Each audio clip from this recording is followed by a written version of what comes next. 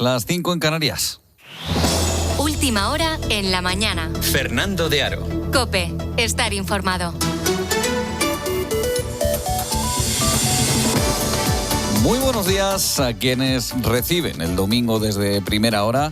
Muy buenas noches a los que van camino de la cama tras aprovechar hasta la última gota del sábado. Te saluda Arturo Ayestarán, de parte de todo el equipo de informativos fin de semana de la cadena COPE, en la mañana de este domingo 16 de agosto.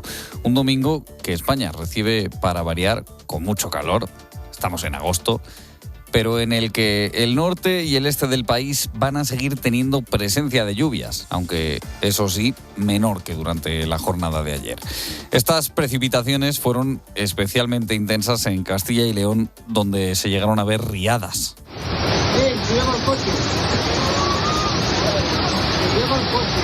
El sonido de la localidad de Manzanedo de Valdueza, cerca de Ponferrada, donde las fuertes corrientes de agua que han asolado las calles del pueblo arrastraban incluso vehículos, pero la peor parte se la han llevado dos mujeres de 60 y 80 años respectivamente, que han perdido la vida después de que la tromba de agua provocase un desprendimiento en el monte y el barro desbordase una reguera que atraviesa el pueblo. Marco Antonio Morala, alcalde de Ponferrada, asegura que se están investigando las causas del suceso. Las causas todavía, habrá que comprobarlas fehacientemente. Parece ser que unas fuertes tormentas en el monte han provocado una fuerte correntía de piedras, barro y lodo y fatalmente hemos tenido que perder a dos vidas humanas, a dos vecinas. Esto a causa de las riadas en Ponferrada. Otra riada distinta, que esta vez sí se ha podido contener, es la de migrantes en Ceuta. Ayer, 15 de agosto, como todo parecía indicar, cientos de personas trataron de volver a acceder a la ciudad autónoma.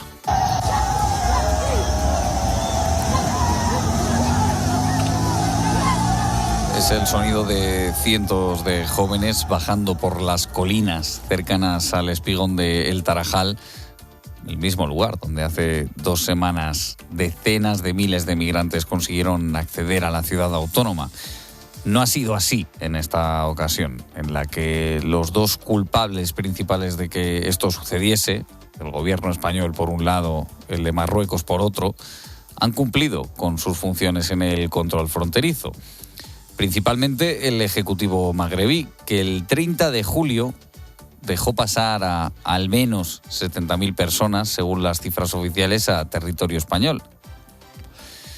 Este sábado montaron un dispositivo de seguridad como nunca antes se ha visto, a sabiendas de que esta nueva convocatoria para una entrada masiva, que había sido telegrafiada, estaban los ojos del mundo puestos en la frontera.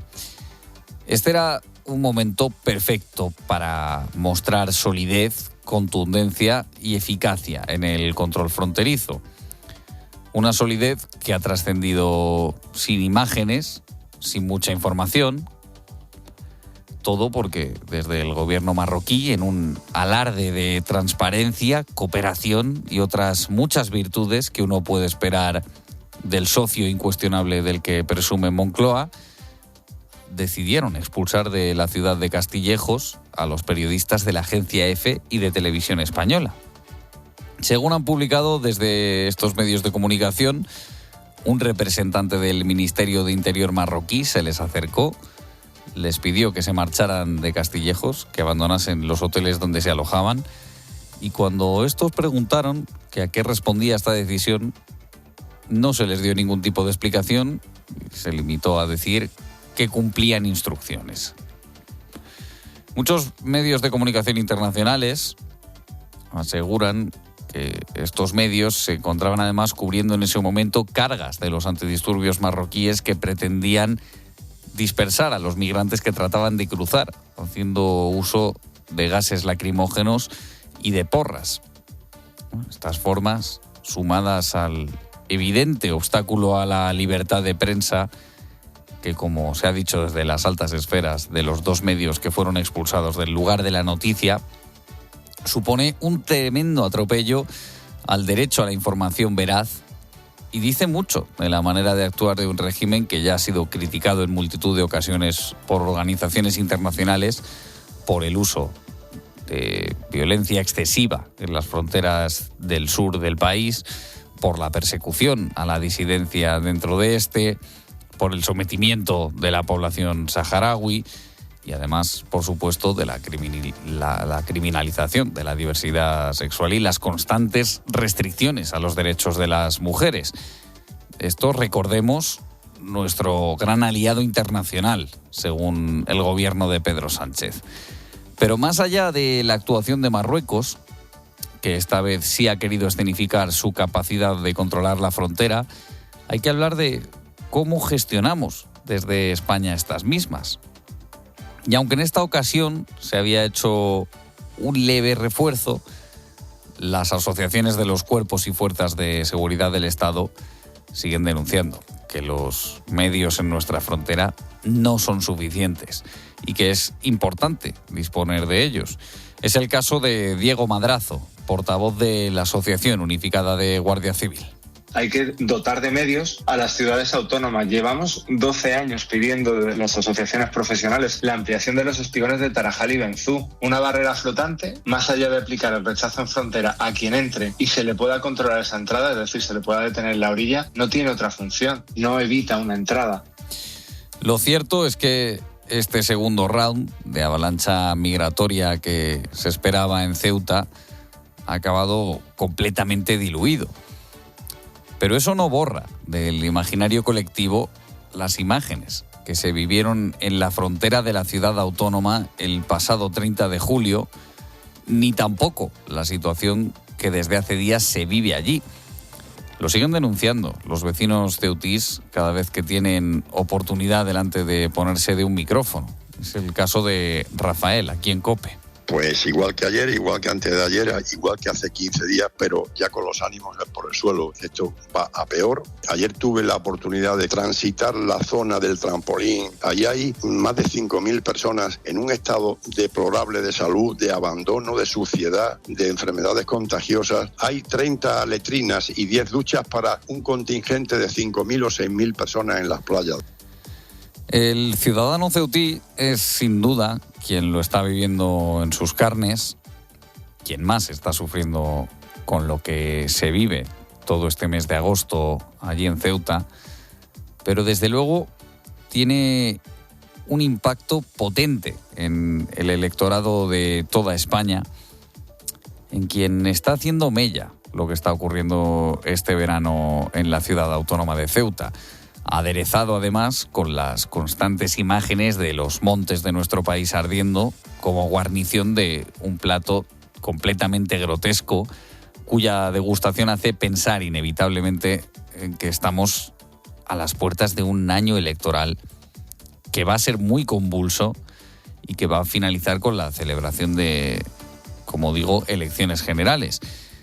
Hace ya mucho tiempo que los constantes casos de corrupción que rodean a Pedro Sánchez y a su entorno familiar, además de la gestión de las catástrofes que se hace desde el Ejecutivo, comenzaron a costarles votos. Pero ¿cómo se está manejando esta última gran crisis por la que el gobierno navega más perdido que el Odiseo de Nolan? Puede hacer aún más mella en la intención de voto que la esperada. Si nos fijamos, de hecho, en una encuesta que publica hoy el diario El Mundo, Sánchez ha perdido 5 puntos en intención de voto. 5 puntos son los que ganaría Vox y, por otro lado, el Partido Popular tendría una ligera subida de casi 2 puntos. Esto, si lo sumamos a la debacle de Sumar, que también se dejaría otros 5 puntos, nos deja un escenario en el que si las elecciones fueran mañana, la suma de las derechas oscilaría entre los 196 y los 204 escaños, muy por encima de los 176 necesarios para alcanzar la mayoría absoluta. Y a todo esto, Sánchez en la mareta. Lo último que supimos de él es que, sin piernas, seguía muy de cerca todo lo que ocurría en Ceuta, de manera telemática, y eso, por supuesto, a los pocos días de que sucediese la crisis. Pero 2 semanas después, con el país en las fiestas de sus pueblos, de los que no están ardiendo al menos, el presidente tiene otros menesteres. Eso sí, las fronteras de la residencia presidencial de Lanzarote, esas sí están muy bien protegidas. 6:10, 5:10 en las Islas Canarias, se están pasando más cosas que te cuento con la ayuda de Xavi Lasso. Indonesia. La cifra de fallecidos tras el terremoto de ayer de 7,7 en la escala Richter aumenta a 47. En el epicentro del sismo, la isla de Flores, hay todavía cerca de 2.000 desaparecidos. Colombia. La cifra de víctimas allí tras los terremotos se sitúa ya en 294 y todavía hay 202 desaparecidos. ACNUR asegura que hay más de 130.000 personas desplazadas de sus casas en el país. Donald Trump. El presidente norteamericano dice ahora que debemos acostumbrarnos a los precios altos del petróleo. Recordamos que el conflicto con Irán sigue y ayer decía que el estrecho de Hormuz iba a ser norteamericano y ahora afirma que si Irán no se rinde, esos precios del petróleo seguirán altos. Por su lado, los ayatolá piden a Trump que acepte una derrota. Gaza. Se cumplen 300 días del supuesto alto al fuego allí. Sin agua corriente ni electricidad, la población sigue a la espera de un futuro distinto. Israel bombardea menos, pero mantiene a cientos de miles de palestinos en tiendas de campaña al bloquear la reconstrucción. Fiesta ilegal. Una rave en La Granja, en Cáceres, sigue en marcha desde hace 3 días. La fiesta, de carácter clandestino y organizada por un colectivo francés, ha congregado a más de 3.000 jóvenes y alrededor de 1.000 vehículos. Nuevos amistosos de preparación para Real Madrid y Barcelona. Miguel Martínez. Los azulgranas han viajado a Suiza para continuar con la pretemporada a una semana de su estreno en la competición. A las 4:30 de la tarde juegan contra el Basilea en St. Jacobs Park. También ha viajado el Real Madrid con destino a Alemania. A las 5 de la tarde se citan con el Schalke 04 en el último partido de preparación para el estreno en Liga. El que estrena nueva camiseta es el central argentino Cuti Romero, que ha sido presentado como nuevo jugador del Atlético de Madrid. Pasa increíble, la verdad que no veo las horas de vestir la camiseta, de ya jugar, y sé que va a ser algo fantástico para mí porque ya hace tiempo que quiero estar acá, así que nada, se dio y no veo las horas de jugar acá con la gente. Desde las 7 de la tarde te hemos contado el estreno de la temporada en tiempo de juego con la victoria del Alavés por 3-0 frente al Getafe en Mendizorroza y la remontada del Sevilla al Rayo Vallecano por 2-1. La jornada 1 en Primera División continúa este domingo con estos partidos. A las 5 de la tarde en tiempo de juego, la vuelta a la máxima categoría del Racing de Santander contra el Villarreal y a las 7 de la tarde Español Levante. En baloncesto, Olivier Sarr se ha convertido en nuevo jugador del Real Madrid por 2 temporadas y en unas horas empezará la última jornada de los europeos de atletismo de Birmingham. A las 8:30, final de maratón femenina y a las 9 de la mañana, la final masculina. Pues Marruecos ha frustrado el intento de cientos de migrantes de alcanzar Ceuta. El operativo preparado por Rabat se ha saldado con casi 300 detenciones, cargas por parte de los antidisturbios y gases lacrimógenos. Hasta allí nos vamos. Última hora. Bea Mesa, buenos días. Hola, ¿qué tal? Muy buenos días. La jornada de ayer fue una jornada de muchísima tensión nuevamente en la frontera de Tarajal, pero esta vez porque el gran despliegue de los cuerpos y fuerzas de seguridad marroquíes terminó dando sus resultados, y es que disuadieron masivamente a centenares de inmigrantes subsaharianos que se encontraban refugiados, escondidos en las laderas de las montañas a los pies de la ciudad autónoma de Ceuta. Como decimos, la convocatoria finalmente sí que impactó a toda esa comunidad migratoria que desde hace meses, incluso años, están esperando cualquier tipo de salida, como la de a finales de julio con una frontera de brazos caídos, pero esta vez Marruecos blinda completamente, sella esa frontera e impide la entrada de migrantes. Muchos de ellos han sido detenidos, han sido expulsados en autobuses hacia el sur del país. Y esta constante amenaza de una nueva entrada de migrantes en Ceuta mantiene en vilo a toda su población.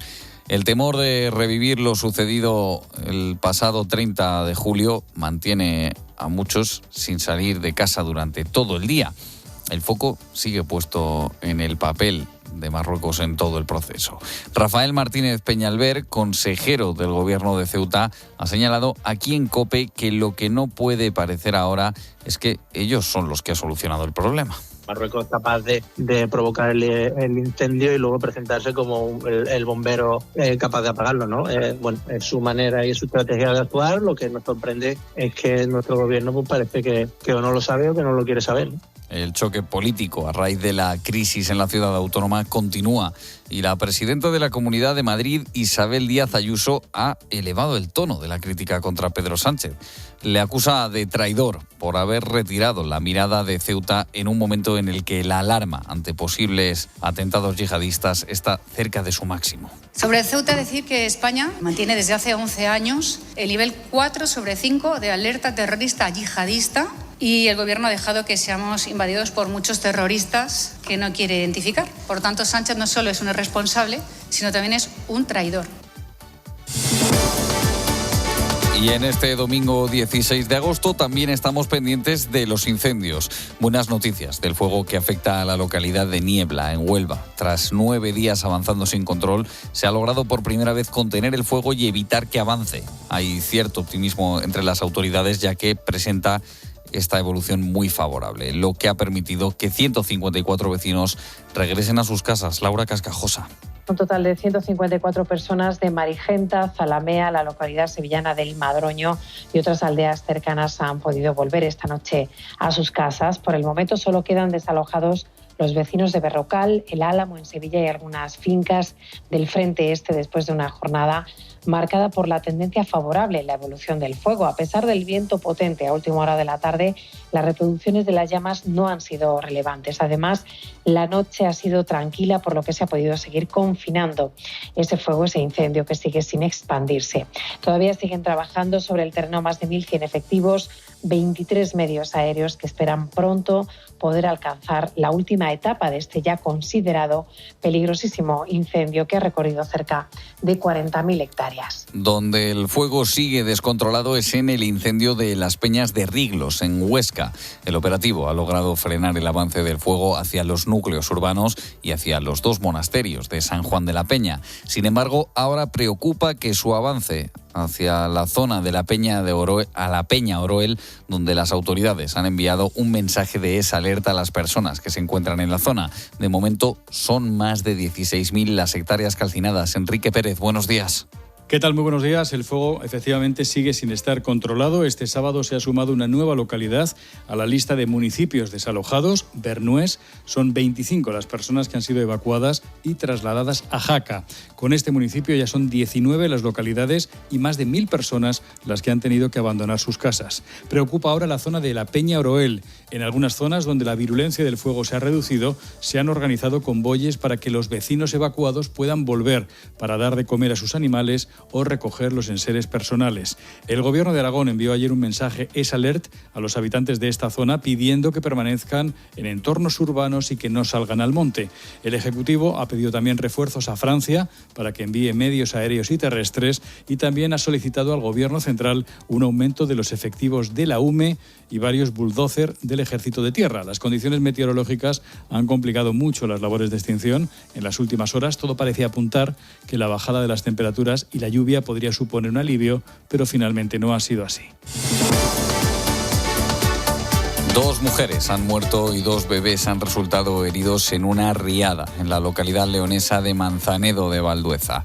El agua ha venido acompañada de un desprendimiento de tierra que ha provocado daños en todos los coches de la zona. David Casado, buenos días. Buenos días. Las mujeres de 60 y 80 años se encontraban junto a otras 6 personas en una bodega cuando fueron sorprendidas por una tromba de agua que provocó un desprendimiento que hubo en el monte. Junto a ella estaban los 2 bebés que están siendo ahora mismo atendidos por heridas leves. Las labores de intervención continúan en la zona donde los servicios de emergencia mantienen un dispositivo amplio en la zona para atender a los afectados y evaluar los daños ocasionados por esta riada y el desprendimiento de tierras. Además, a lo largo de la tarde se logró dar con el paradero del octogenario que se había perdido durante la riada y que había sido encontrado ileso. A todo esto hay que sumar daños materiales porque las lluvias han provocado el desbordamiento de los ríos Meruelo, arrastrando varios coches a su paso. Además, la fuerza del agua ha causado daños en las carreteras de la zona y ha quedado cortada la que comunica Manzanedo de Valdueza con Peñalba de Santiago. Este sábado, toda la provincia de León tenía activadas las alertas naranjas por lluvias torrenciales, una alerta que va a continuar hoy domingo. Y Granada continúa recomponiéndose del susto de este viernes y de la madrugada de ayer sábado tras el terremoto de 5,2 grados que sacudió la provincia.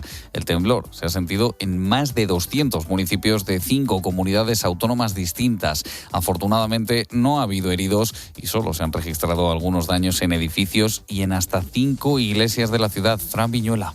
De hecho, ya hay buenas noticias. Se balizaron poco después del terremoto de la pasada madrugada y todavía están pendientes algunas de esa valoración estructural. Se trata de la Basílica de Nuestra Señora de las Angustias, la Parroquia de Santa María Magdalena, la Iglesia de San Miguel Bajo, la Parroquia de Nuestra Señora de Gracia y la Parroquia Santos Justo y Pastor, todas en la capital, que están a la espera de poder apuntalar la zona de desprendimiento y conocer el alcance de las grietas que han aparecido en el interior, aunque por suerte sin tener que lamentar daños en el patrimonio religioso. De hecho, está previsto que vayan abriendo sus puertas como ya lo hizo ayer las Angustias. La Santa Iglesia Catedral, que alberga una exposición histórica de imágenes y pasos de Semana Santa, fue también examinada a fondo y por suerte se encontró en perfecto estado. Cuando se tenga la valoración positiva de los técnicos del arzobispado, los templos volverán a abrir sus puertas.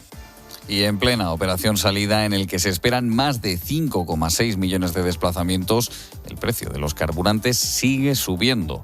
Su coste ha rebasado el umbral del 15% establecido por el Gobierno, lo que le obliga a ralentizar la retirada progresiva de las ayudas. Sandra Senjo. Tras conocer el dato confirmado del IPC del mes de julio, el precio del gasóleo es un 15,7% más caro que hace un año. ¿Qué ocurre aquí? Bueno, pues que según el Real Decreto de Ayudas aprobado por el Gobierno, al superarse el umbral del 15%, el descuento pasa a ser de 20 céntimos el litro. Esto va a entrar en vigor en septiembre. Hay que recordar que las ayudas se van retirando progresivamente. En julio eran 15 céntimos el litro de combustible. Ahora en agosto estamos teniendo 10 céntimos de rebaja y en septiembre estaba previsto que fueran 5 céntimos, pero como decimos, por esta razón, por esa subida tan importante, en el caso del diésel van a ser 20 céntimos de descuento. Luego hay que ver si el precio sigue subiendo y se come esta ayuda. Ojo, estamos hablando solo del diésel, la gasolina ha subido un 7,3%, que no es poco, pero no llega a ese umbral del 15%, por lo que en su caso va a seguir el plan previsto del Real Decreto y el descuento será de 5 céntimos. Así que en septiembre tendremos 20 céntimos de descuento para el diésel y 5 para la gasolina. Aumenta la tensión en las Islas Kuriles. Este territorio, cuya soberanía mantiene Moscú pero reclama Tokio, ha vuelto a estar en el foco de la noticia tras la visita sorpresa del presidente ruso Vladimir Putin. Es la primera visita que hace a las islas desde su llegada al poder en el año 2000. Corresponsal en Moscú, Ricardo Marquina, buenos días. Buenos días, así es. Rusia y Japón han abierto una nueva crisis diplomática por las Islas Kuriles, y es que Vladimir Putin visitó este jueves Iturup, llamada Etuforu por Japón. Como ya adelantabais, esta es la primera vez que el presidente ruso pisa una de estas 4 islas controladas por Moscú, situadas en el lejano oriente ruso, islas que son reclamadas por Tokio, pero que el Kremlin se quedó como botín de guerra tras la Segunda Guerra Mundial. El viaje se produjo, además, después de unas maniobras de la flota rusa del Pacífico a las que también asistió el presidente ruso. Japón convocó inmediatamente al embajador ruso y calificó esta visita de absolutamente inaceptable. El gobierno japonés estudia ahora posibles medidas de respuesta, entre ellas nuevas sanciones. Esta visita agrava unas relaciones ya paralizadas desde el año 2022 y aleja todavía más cualquier negociación territorial. Por ahora se trata de una grave escalada diplomática, aunque no de una escalada militar. Y esta semana se han cumplido 65 años de la construcción del muro de Berlín. A nivel humano causó la separación de centenares de familias, amigos y vecinos durante 28 años. Se estima que unas 5.000 tentativas de fuga tuvieron éxito, mientras que más de 3.000 terminaron en apresamientos y condenas de cárcel. Símbolo de la Guerra Fría y de la opresión comunista, duró en pie hasta 1989. Corresponsal en Berlín, Rosalía Sánchez. Unas 5.000 personas trataron de cruzar el muro de Berlín protagonizando historias a cual más increíble. Túneles, vuelos en globo, asientos falsos en automóviles, descolgándose de alturas imposibles. Unas 3.000 fueron detenidas y al menos 140 murieron en el intento entre 1961 y 1989. Durante esas décadas, el muro de Berlín fue la línea de falla de la disputa por la hegemonía mundial entre Estados Unidos y la Unión Soviética, pero también una herida abierta en el corazón de un país dividido. Padres que no pudieron asistir a las bodas de sus hijos, hijos que no pudieron acudir ni al entierro de sus padres. Desde la fundación de la RDA, la Alemania comunista, en 1949 y hasta el verano de 1961, en el que comenzó a levantarse el muro, 2,6 millones de alemanes orientales, cerca del 20% de su población, huyeron a Occidente. Solo entre julio y agosto de 1961, tal verano como este hace 65 años, se fugaron de Berlín Oeste unas 50.000 personas, 4.000 de ellas durante la víspera de aquel fatídico domingo de agosto. En este aniversario, el canciller Merz ha hecho un llamamiento a la defensa de la libertad y de la democracia, y la presidenta del Bundestag, Julia Glockner, ha señalado la huella del muro. Las preguntas políticas se responden hoy de forma todavía diferente en ambos lados. Migración, coronavirus, trato con Rusia, ha dicho Glockner. Los grandes temas controvertidos de la actualidad se convierten en nuevos muros invisibles. Y este fin de semana ha supuesto el arranque de la Semana Grande para muchas ciudades españolas. Entre ellas, Madrid, la capital, está celebrando este fin de semana las fiestas de la Virgen de la Paloma, unas de las más importantes de la ciudad. Mónica Álvarez. Finalizada la misa solemne, oficiada por el cardenal arzobispo de Madrid, José Cobo, se ha producido uno de los momentos más esperados, el descenso del cuadro con la imagen de la Virgen, una obra del siglo XVIII y de 80 kilos de peso, de la mano de los bomberos de la capital. Este año el piquete de gala ha sido Félix Alonso, bombero con más de 40 años de servicio y a punto de jubilarse, que vive este privilegio cumpliendo una promesa hecha a su hija. Era algo que ya había hablado con mi hija hace años, pues la dije, mira, voy a hablar con Felipe, que es el presidente de la hermandad, y si pudiera ser, pues nada, pues lo bajo es. Hablé con Felipe y me dijo, pues sí, y entonces pues ahí empezó toda esta historia. Gallinejas, limonada, chotis, conciertos, flores, mantones completan estas fiestas de agosto con la mirada puesta ya en las del año que viene. Miramos también a Barcelona, donde tienen lugar las fiestas de Gracia, 23 calles y plazas del barrio decoradas para la ocasión, en una edición en la que los vecinos organizadores han apostado por la cultura como temática central de esta Semana Grande. Sergi Toro. Gracia Respira Arte, con 23 espacios engalanados, fruto del trabajo y de la cohesión de todos los vecinos que llevan meses trabajando. En la zona sur de Gracia hay un macroproyecto de 5 calles para recrear la temática del Señor de los Anillos. En COPE hemos hablado con Laia Milner, comisión de fiestas de la calle Tordera, incluida en este macroproyecto, que nos habla de la preparación y cómo viven los vecinos este 15 de agosto. Todos los vecinos y vecinas salimos a la calle a dar lo mejor que tenemos, haciéndonos, ¿no?, las decoraciones, engalanando la calle. Y el Señor de los Anillos, esto ya viene como de hace años. Alguien tiene la idea, alguien la traspasa, nos parece bien la idea de hacer algo conjunto. Miles y miles de personas que van a abarrotar estas calles de Gracia, desde Barcelona a Cataluña, a cualquier punto de España, ya es una tradición con visitas multitudinarias. Y en Salamanca se están celebrando las fiestas de Nuestra Señora de la Asunción en la Alberca. Procesiones, música en directo y gastronomía. Este año el programa de actividades se extiende durante todo el mes de agosto. Carolina Tabanera. Todo el que se acerque podrá disfrutar de música, cultura y actividades muy ligadas al territorio y al campo. La Alberca celebra sus fiestas patronales en honor a Nuestra Señora de la Asunción, conocidas como Diagosto. Declaradas de interés turístico nacional, los vecinos se involucran activamente en los festejos. El momento cumbre llega con el tradicional ofertorio, acto en el que se entroniza en la plaza principal la imagen de la Virgen de la Asunción, una talla del siglo XVIII. Como, si me permitís la expresión, lo mamamos desde niño, todo el mundo sabe cuál es su papel. Cualquier albercano sabe que lo que tiene que hacer, tiene su puesto, tiene su cometido. Bien, desde montando una valla para toros, bailando en las danzas, mayordomía, actuando sobre unas tablas. El otro evento imprescindible es la Loa, declarada bien inmaterial. Se trata de una pieza de teatro litúrgica con siglos de historia en la que el bien triunfa sobre el mal. 6:29, 5:29 en las Islas Canarias. Sigues en la mañana del fin de semana.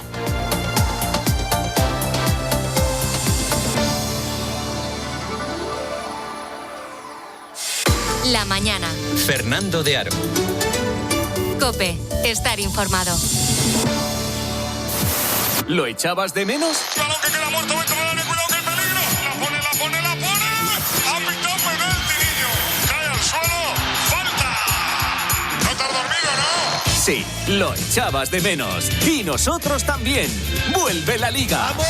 Este domingo desde las 4 de la tarde en COPE, Racing Villarreal, Español Levante. Manolo, que empezamos. Tiempo de juego con Paco González, Manolo Lama, Andrea Peláez y Eric Frade. Los números 1 del deporte.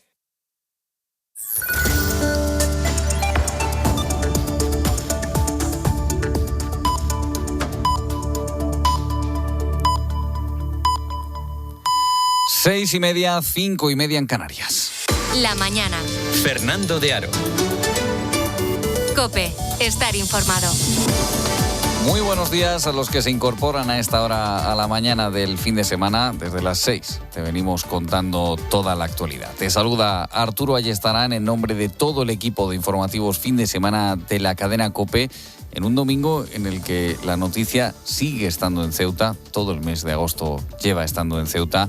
Ayer se consiguió frenar esa nuevo intento de oleada de migrantes que llevaba prácticamente desde la primera oleada del pasado día 30, resonando en redes sociales del entorno marroquí. Se pudo frenar gracias a la actuación, esta vez sí, de las autoridades de Marruecos en la frontera. Están pasando más cosas que te cuento a esta hora con la ayuda de Xavi Lasso. 2 muertos tras una riada. En Manzanedo de Valdueza, en la comarca leonesa del Bierzo, 2 mujeres de 60 y 80 años respectivamente han fallecido al parecer tras una tromba de agua que provocó un desprendimiento en el monte. El agua y el barro desbordó completamente una reguera que atraviesa el pueblo. Las autoridades siguen investigando los hechos. Aumenta la cifra de muertos en Indonesia. Sí, la cifra de fallecidos tras el terremoto de ayer de 7,7 en la escala Richter aumenta a 47. En el epicentro del sismo, en la isla de Flores, hay todavía cerca de 2.000 desaparecidos. Seguimos pendientes de Colombia. También, porque allí la cifra de víctimas también aumenta tras los terremotos. Se sitúa ya en 294. Hay todavía 202 desaparecidos. Y cuidado con esto, ACNUR asegura que hay más de 130.000 personas desplazadas de sus casas allí en el país. Donald Trump asegura que el petróleo va a seguir siendo caro. Sí, el presidente norteamericano dice que debemos acostumbrarnos a esos precios altos del petróleo. Afirma que será así si Irán no se rinde y, por su lado, los ayatolá piden a Trump que acepte una derrota.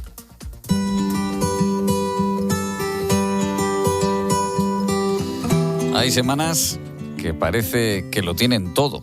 Grandes nombres, momentos que cambiaron la historia. Durante los próximos minutos vamos a abrir una semana más el calendario por sus páginas más curiosas y empezamos con un poco de música. Íñigo Jodra, buenos días. ¿Qué tal, Arturo? Buenos días. Concretamente vamos a empezar con un hombre que este año incluso ha estrenado película y no es otro que el rey del pop.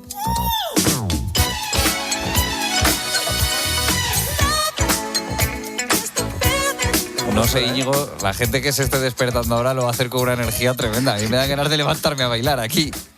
Bueno, porque no está David Casado, que si no, la que tenemos aquí montada. No le dé nombres que entra. Bueno, pues un 10 de agosto de 1979, Michael Jackson presentaba su primer álbum como solista adulto, Off the Wall. Y ya te digo que si la semana pasada dijimos que íbamos a felicitar muchos cumpleaños, esta vamos a escuchar muchos temazos y de hecho vamos a por otro más.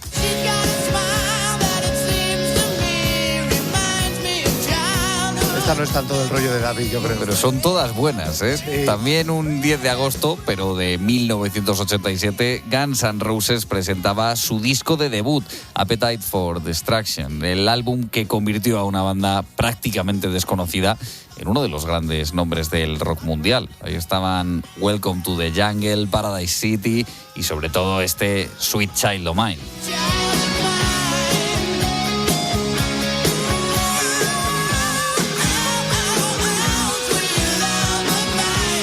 Y vamos a hacer ahora, Arturo, un pequeño repaso por la historia, porque un 12 de agosto, pero del año 30 a.C., moría en Alejandría una mujer que, más de 2050 años después, todos conocemos, o al menos su nombre, Cleopatra.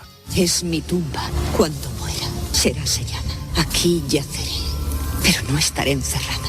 Trascenderé la carne, viajaré al otro mundo y volveré a mi antojo. Bueno, trascendió por lo menos su historia porque fue la última reina tolemaica de Egipto, la última faraona y la última gran figura de una civilización que estaba a punto de desaparecer, absorbida por Roma. Sin duda, un símbolo de poder y también de seducción. Julio César o Marco Antonio pasaron por su vida. Con ellos mantuvo alianzas y algo más para intentar proteger su reino. Pero la historia acabó en tragedia. Roma ganó y, según la leyenda, Cleopatra se dejó morir por la mordedura de una cobra. Y vamos a volver a la música, concretamente al 12 de agosto del 91, cuando Metallica publicaba su disco homónimo, su Black Album.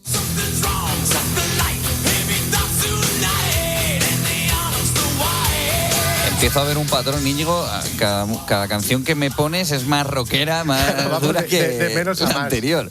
Bueno, más de 30 millones de ventas en todo el mundo. El disco convirtió a Metallica en una banda de masas. Y aprovechamos este temazo para felicitar a dos colectivos que suelen pasar bastante desapercibidos y que esta semana han celebrado su Día Mundial, Íñigo. Sí, y el primero es el hijo del medio, el hijo mediano. Un abrazo enorme desde aquí a todos los que hayan crecido sintiéndose ahí como el del medio de los chichos. Y otro colectivo que también ha celebrado su Día Mundial son, ojo, los zurdos, unas personas que se ven obligadas a vivir en un mundo diseñado al 90% prácticamente para diestros. Y aquí en el mismo centro comercial de Springfield, la muchedumbre parece estar descargando su rabia contra el zurdorium. Es de destacar que la gente saquea el local con ambas manos, lo que hace sugerir que el tumulto no está formado solo por zurdos. Esta escena de Los Simpsons es totalmente Ken Brockman mítica, y Ned Íñigo. Flanders, que no le sale muy bien el negocio. Maravillosa. Bueno, seguimos con los deportes ahora porque se cumple una década de los Juegos Olímpicos de Río y concretamente el momento en el que Michael Phelps se convertía en el deportista con más medallas olímpicas de la historia y sin duda el mejor nadador de todos los tiempos.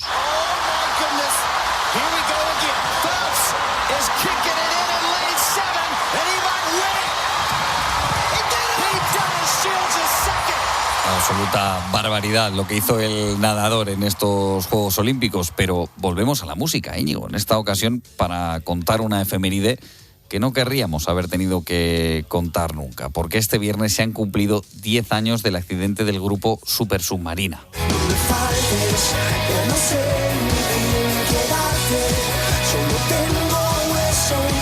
El 14 de agosto de 2016, la banda jienense regresaba de un concierto cuando sufrió un gravísimo accidente de tráfico. Super Submarina era entonces una de las grandes promesas del indie español. Estaban llamados a ser uno de los grupos más importantes de su generación, pero aquel accidente cambió sus vidas para siempre. Sí, yo ya te cuento que es mi grupo favorito y que una década después los fans seguimos esperando que algún día puedan regresar a los escenarios. Parece muy complicado, pero eso sí, siguen vinculados de alguna manera a la música. Y hace un par de años incluso decidieron contar su historia en un libro que se llamaba igual que esta canción que está sonando, Algo que sirva como luz. Para que sirva como luz. Quiero un camino que me lleve a donde solo exista. Y te cuento también que hoy se cumplen exactamente 15 años de un momento histórico en la capital española. Comenzaba bajo la lluvia de Madrid la Jornada Mundial de la Juventud de 2011.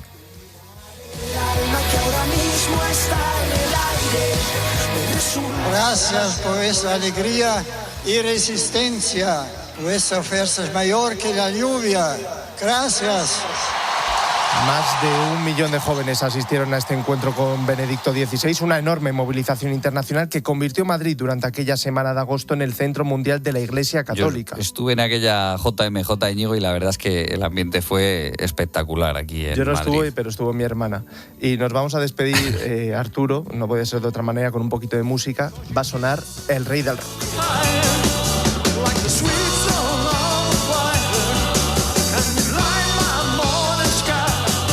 Tal día como hoy de 1977 fallecía a los 42 años Elvis Presley. Hemos empezado este repaso con el rey del pop, lo acabamos con el rey del rock. Son dos generaciones y estilos completamente distintos, pero eso sí, ambos tenían una capacidad única que muy pocos artistas tienen: conseguir que una canción sobreviva a quien la canta.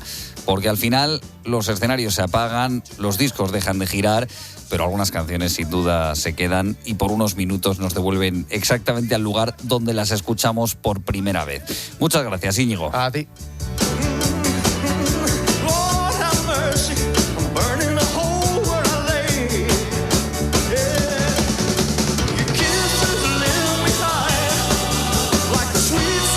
Y 39, 5:39 en Canarias. Nos vamos a Estados Unidos.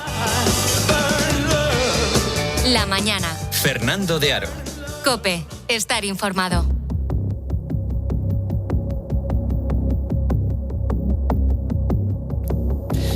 A principios de esta semana, la polémica volvía a rodear a Donald Trump.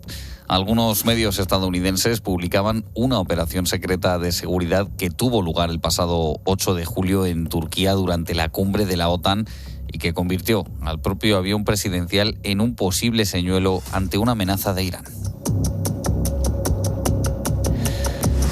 Trump subió, como estaba previsto, al Air Force One para que minutos después abandonara el avión por una zona trasera, oculto en un camión de catering.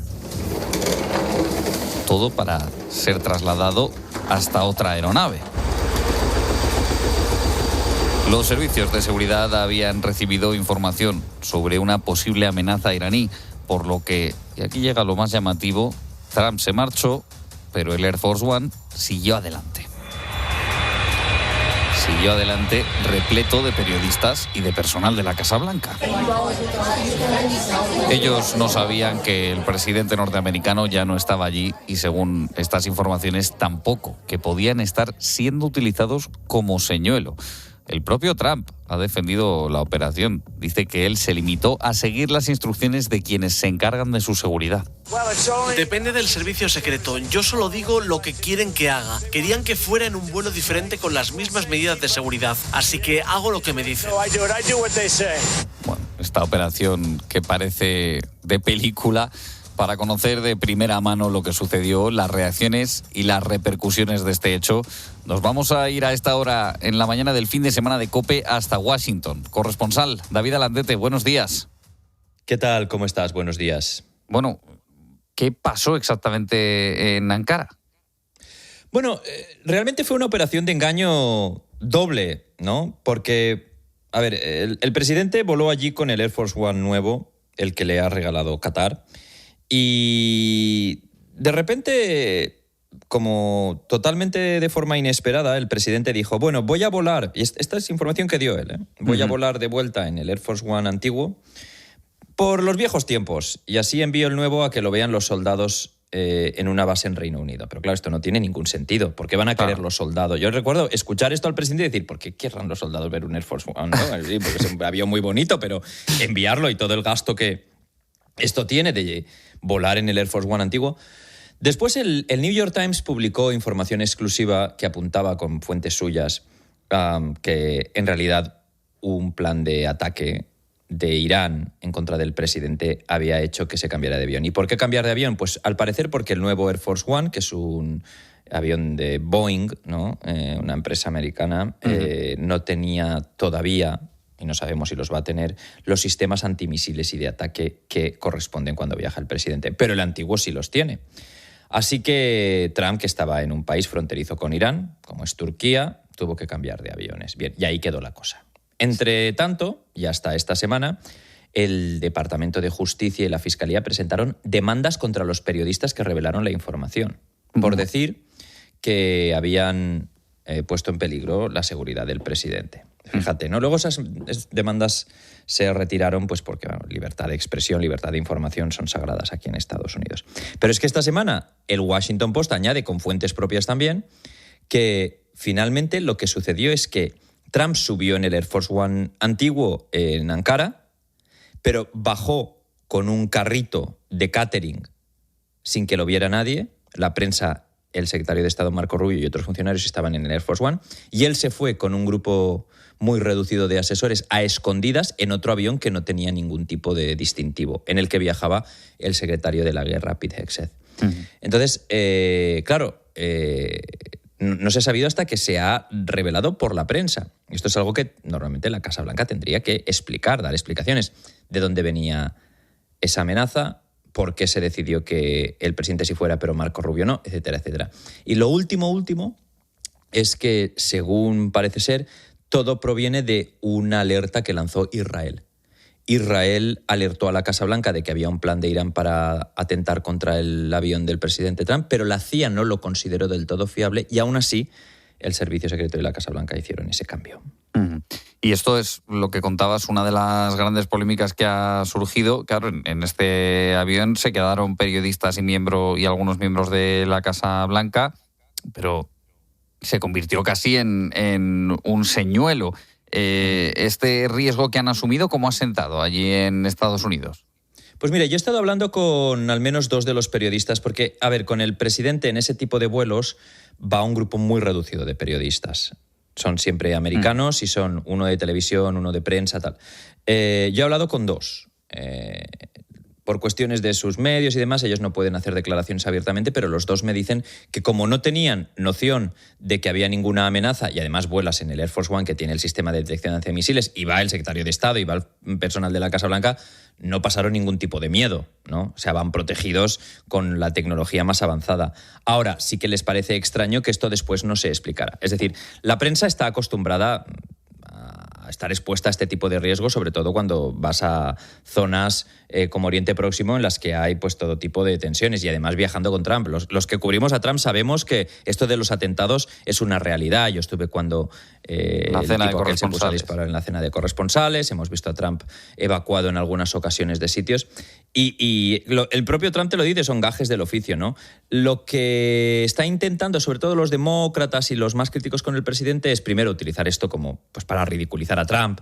Esto está en internet, las redes sociales llenas de memes de Trump en un carrito de esos del helado escondido saliendo del avión. Y luego los demócratas han pedido una investigación simplemente por la falta de transparencia. Porque hubo un incidente similar a finales de los 90, principios de los 2000 con Bill Clinton, que viajó desde India hasta Pakistán, tuvo que cambiar de avión por un problema, pero la prensa fue informada con antelación, se comprometió a mantener la información secreta, y una vez Clinton ya apareció en Pakistán, ya se pudo informar debidamente de todo ello, ¿no?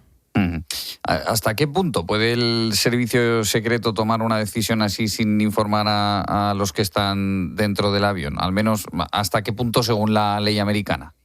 Es que, claro, el servicio es secreto para todo. Es un servicio de protección del presidente y del personal diplomático que opera en secreto.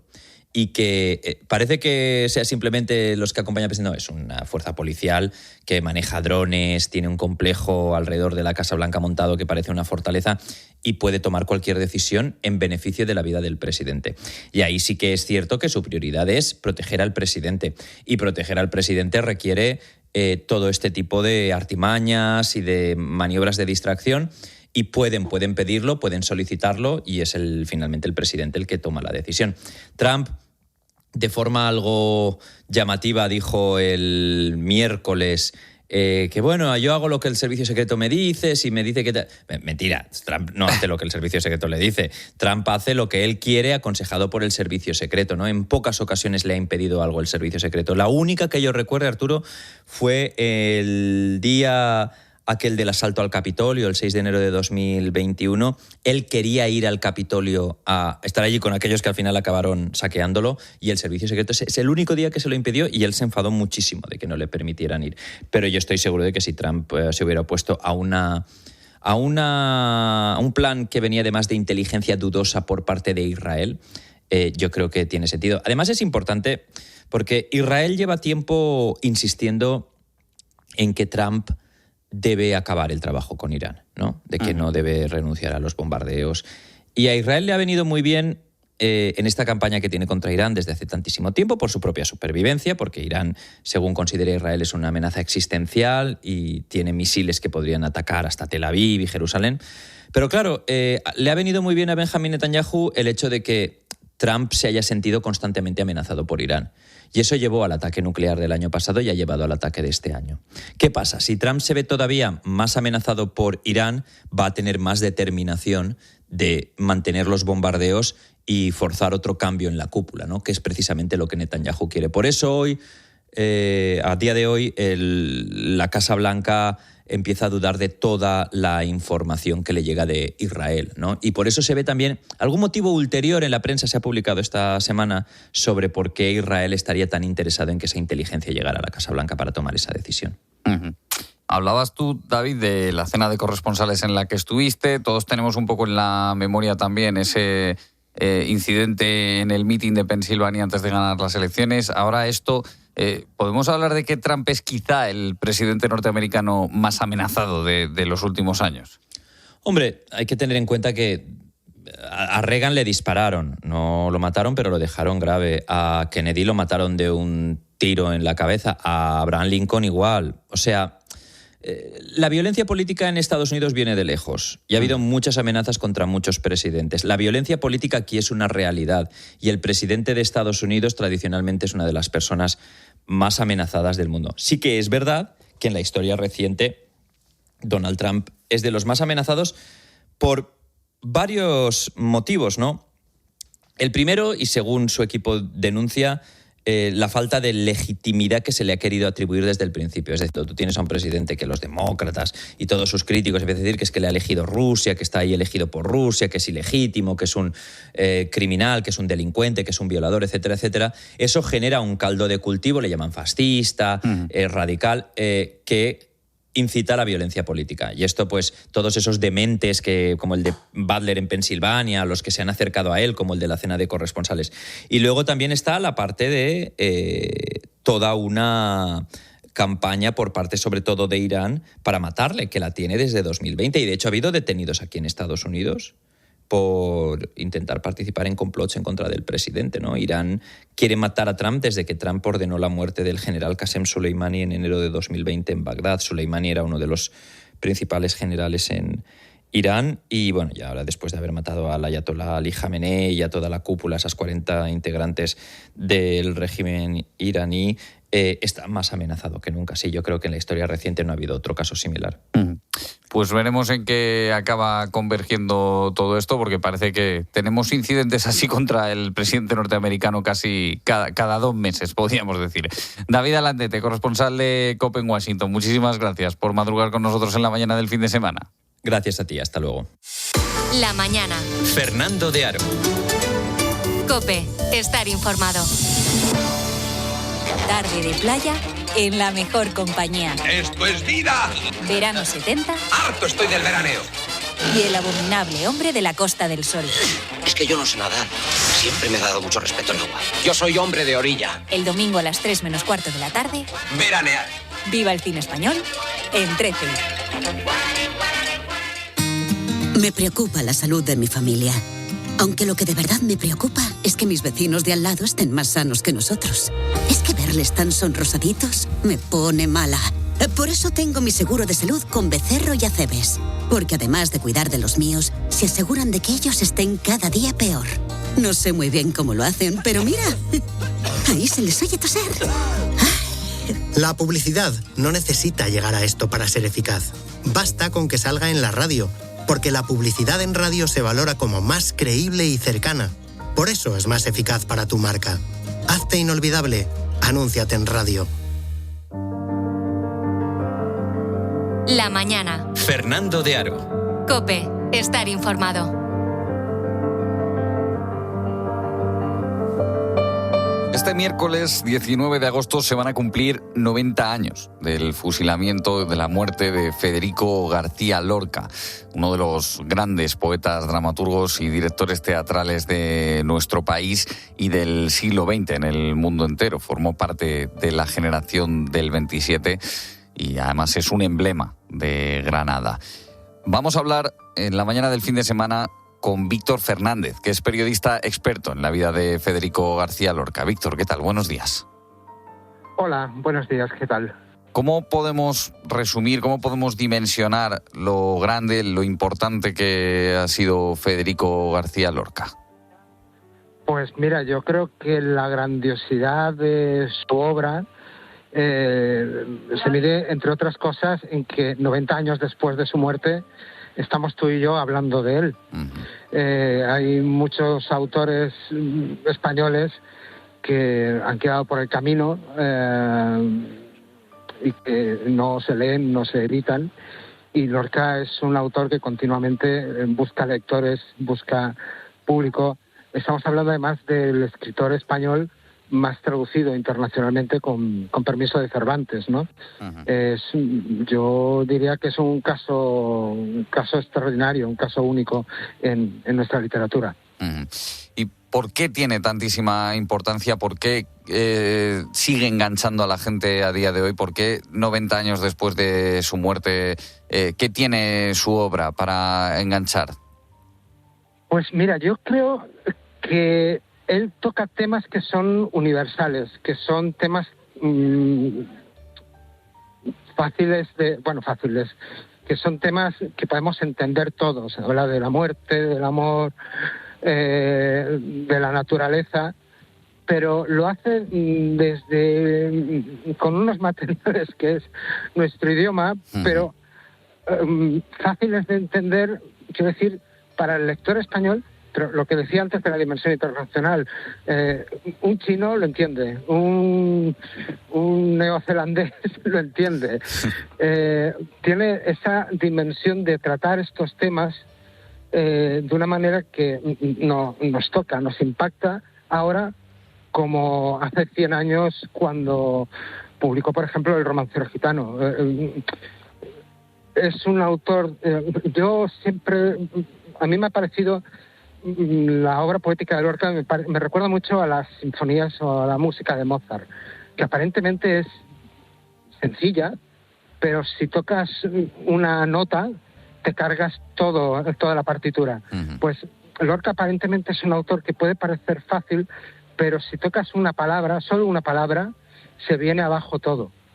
Yo creo que ese es uno de sus secretos. Y luego que muchos de sus poemas, estoy pensando por ejemplo en los poemas de Poeta en Nueva York, la crítica que hace al capitalismo, la crítica que hace a cierta sociedad, su identificación con el marginado, él hablaba de la comprensión simpática del perseguido, pues ¿cómo no vamos a estar de acuerdo con eso? ¿Cuál dirías que es su obra más especial, la que más marca toda su carrera literaria?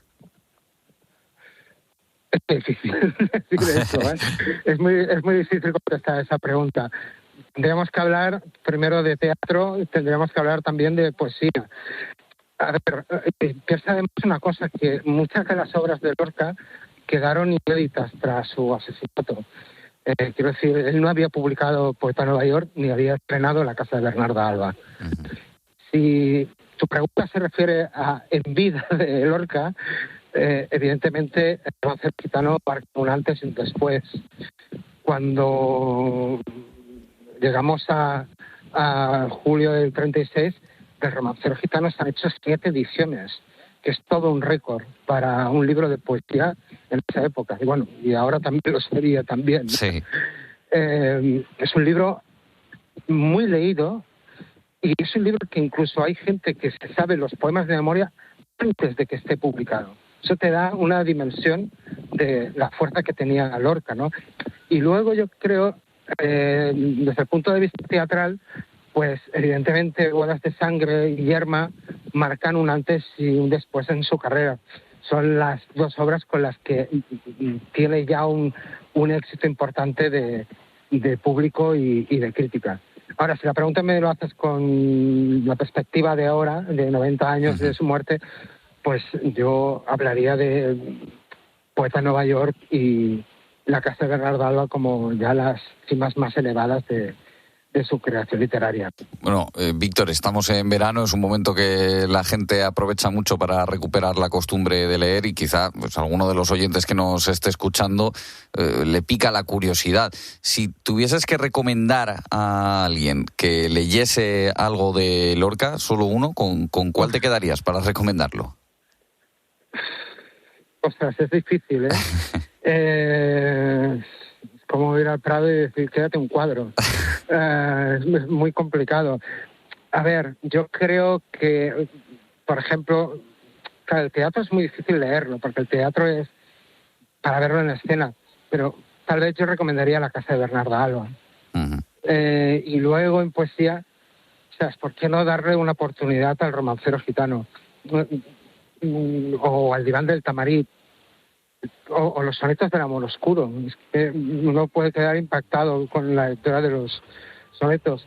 Lo único que pienso es, si alguien que nos escucha va a entrar por primera vez en Lorca. Yo siempre pienso que qué suerte tiene de poder entrar por primera vez. Y la cosa que tiene la obra de Lorca es como una telaraña, que una vez que entras en su obra ya quedas atrapado.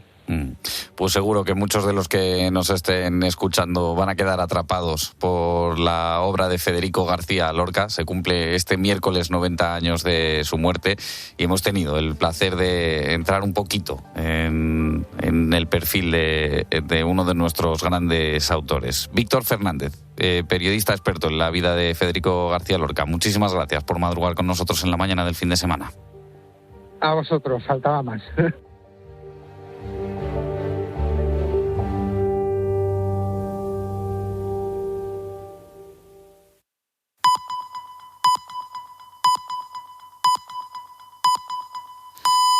Son las 7.